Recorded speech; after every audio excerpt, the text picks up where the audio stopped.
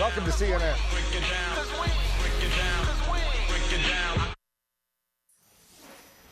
Hillary Clinton and Donald Trump each go for the knockout in a single day of scathing accusations and sizzling one-liners. Their goal, clearly, to make the other candidate appear unelectable.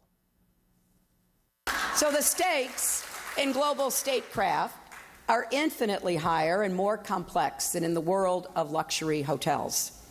We all know the tools Donald Trump brings to the table: bragging, mocking, composing nasty tweets. I'm willing to bet he's writing a few right now. And sure enough, he did fire off some tweets during her speech. We're going to hear Donald Trump firing back in just a moment. But first, let's bring in our guest, Larry Sabato, the director for the Center for Politics at the University of Virginia, and Jason Johnson, the political editor for TheRoot.com and a professor of political science. Great to see you, gentlemen. Larry, I want to start with you. We have seen that Trump loves to trade punches. Hillary Clinton clearly is now doing the same. Do you think, though, that she made a mistake by punching him in the nose 5 months before the election, or was this a smart move to not wait until perhaps it's too late?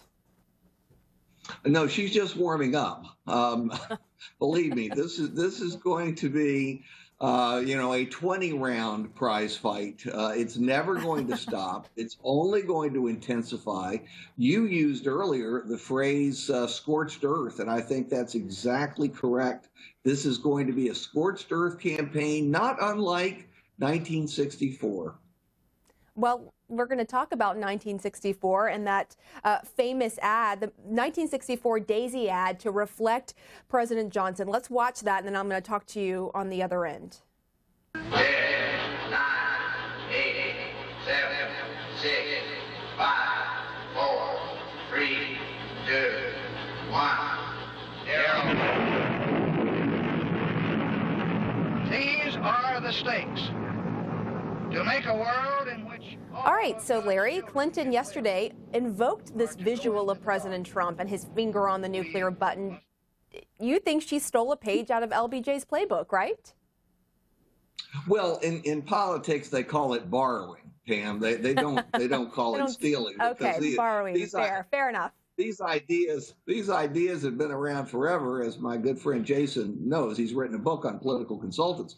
But look, I think you're going to see a fair number of copying of ads from 1964.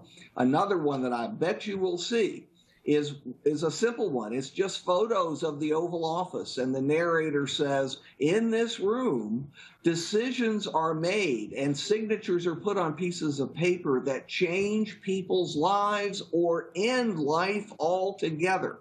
Sometimes a quiet message works better than a loud nuclear bomb. And Jason, let's listen to Trump tearing into Clinton and the foreign policy speech that she promised yesterday. After what she said about me today in her phony speech, that was a phony speech. That was a Donald Trump hit job. I will say this, Hillary Clinton has to go to jail, okay? She has to go to jail. Has to go. That was a phony hit job. She's guilty as hell. Alluding to the FBI investigation there, but when you hear Trump's response, Jason, does it seem to you like she got under Trump's skin with the speech? I mean, like any lotion gets under Trump's skin. This guy's incredibly thin skin. It doesn't matter what you say. What have we seen this week? We had a reporter say, hey, where'd that $1 million to the veterans go? And he attacks him. You have a judge from Indiana, and he attacks him. You have Hillary Clinton just for having the audacity to be running for president, and he's going to attack. This is what Trump does. But this is why Hillary Clinton's speech was so effective. She constantly pointed out, this guy doesn't have answers. He's a paper tiger. I can attack him, and he doesn't have the temperament. So I think this is a good move by Hillary Clinton so far. I think she has to continue with it, maybe put a bit more passion into it, and we'll see how Trump handles it. So you think it was effective, but on the other side of this, Larry, she could be opening herself up to more criticism for what her critics view as her own foreign policy stumbles when it comes to Libya, when it comes to Iraq. Do you think it was a smart move for her to dub this as a foreign policy speech? Well, you're certainly correct. It turned out to be less foreign policy and more Trump attacks than I think anybody expected. That's for sure. But, Her calculation is very simple. I think she's finally adjusted to the reality that running against Donald Trump means throwing the rule book away. And, you know, her rule book of having very sweet, nice Sunday afternoon picnic debates, that's never going to happen with someone like Donald Trump. So she's going to have to be just as tough. And Pam, she can't do it just once.